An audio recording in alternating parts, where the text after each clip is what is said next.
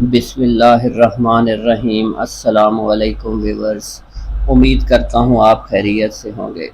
چشتیہ سلسلہ کے ایک بزرگ جو مراقبہ کے ذریعے لوگوں کے مسائل کی تشخیص اور علاج کرتے تھے، ان کے پاس ایک صاحب آئے جن کو یہ تکلیف تھی کہ 10 دن سے وہ اپنی پلکیں نہیں جھپکا پا رہے تھے، نہ سو سکتے تھے نہ رو سکتے تھے۔ تکلیف کی شدت اذیت بن گئی تھی۔ ڈاکٹروں کی سمجھ میں نہیں آ رہا تھا کہ کیا مسئلہ ہے۔ سب ہاتھ کھڑے کر چکے تھے، اس لیے وہ بزرگ کے پاس حاضر ہوئے اپنے مسئلے کے حل کے لیے دعا کروانے کے لیے۔ بزرگ نے مراقبہ کیا، ہر طرف اندھیرا ہی نظر آیا۔ کافی کوشش کے بعد کچھ نظر نہ آیا تو مریض کو اگلے دن آنے کا کہا اور اس کا نام اور مسئلہ لکھ لیا۔ عصر کے بعد پھر انصاف کے مسئلے پر بذریعہ مراقبہ شروع کیا، لیکن سوائے دھندلے نامکمل تصویری خاکوں کے کچھ سمجھ نہ آیا۔ ایسا کم ہی ہوتا ہے کہ کسی کے متعلق کوئی رہنمائی نہ ملے۔ ضرور کوئی خاص بات تھی۔ آپ ذکر اذکار میں مصروف ہو گئے، اللہ سے خصوصی دعا کی یہ معاملہ سلجھا دیں۔ عشاء کے بعد پھر مراقبہ میں گئے، دیکھا ایک طرف کچھ ہندو بیٹھے ہیں، دوسری طرف مسلمان۔ ان مسلمانوں میں وہ شخص بھی بیٹھا نظر آیا جو پلکیں نہیں جھپکا پا رہا تھا۔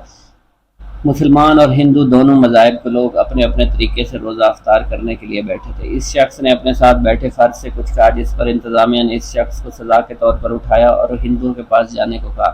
اس کے ساتھ ہی بزرگ کا مراقبہ ختم ہو گیا۔ کافی دیر غور کرنے کے بعد کچھ سمجھ آنے لگی تھی۔ اس بات پر غور کرتے کرتے وہ بزرگ نیند کی آغوش میں چلے گئے۔ اگلے دن ضرورت مندوں میں وہ شخص بھی شامل تھا۔ اپنی باری آنے پر وہ شخص سامنے آ کر بیٹھا تو اس کے ساتھ اس کی بیوی بھی آئی۔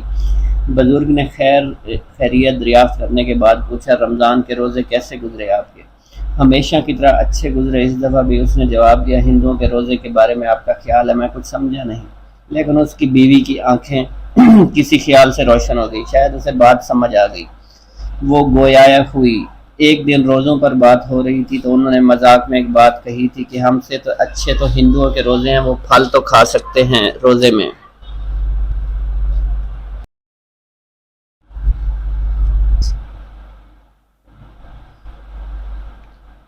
بزرگ نے اس شخص کی طرف دیکھا تو اس کا سر جھکا ہوا تھا۔ اسے اپنی غلطی کا احساس ہو گیا تھا۔ غلطی کا خیال آتے اس کی آنکھوں سے آنسو جاری ہو گئے۔ وہ اپنے رب سے گڑ گڑا کر معافی مانگنے لگا۔ کچھ دیر بعد اسے احساس ہوا کہ اب وہ اپنی پلکیں بھی جھپکا رہا ہے۔ بزرگ گویا ہوئے، دیکھو بیٹا، اکثر ہماری پکڑ ہماری زبان کی وجہ سے ہو جاتی ہے۔ مذاق مذاق میں کی گئی باتیں کب اللہ کی ناراضگی کا سبب بن جائیں ہم نہیں جانتے۔ ہماری ایسی بے تکلفی میں کی گئی باتیں ہماری پکڑ کی وجہ بن جاتی ہیں۔ یہ پکڑ کسی کی جسمانی تکلیف کی صورت میں سامنے آتی ہے اور کسی کی ذہنی تکلیف کی صورت میں۔ کسی کو دلی سکون حاصل نہیں ہوتا تو کسی کو راتوں کی نیند غائب ہو جاتی ہے، کسی کے رزق سے برکت ختم ہو جاتی ہے تو کسی کے رشتوں میں اختلاف آ جاتے ہیں۔ اسلام کی ایک ایک بات اللہ کی مصلحت معرفت سے لبریز ہے، اور اللہ کا بتایا ہوا ہر اصول اور حکم کائنات کا بہترین عمل اور اصول ہے۔ ہم مذاق میں یا بے دہانی میں کچھ کہہ کر اللہ کے بنائے ہوئے اس اصول کی بے ادبی اور گستاخی کے مرتکب ہو جاتے ہیں۔ اللہ پاک ہمیں زبان کی حفاظت اور اس کے صحیح استعمال کی توفیق عطا فرمائے، آمین ثم آمین۔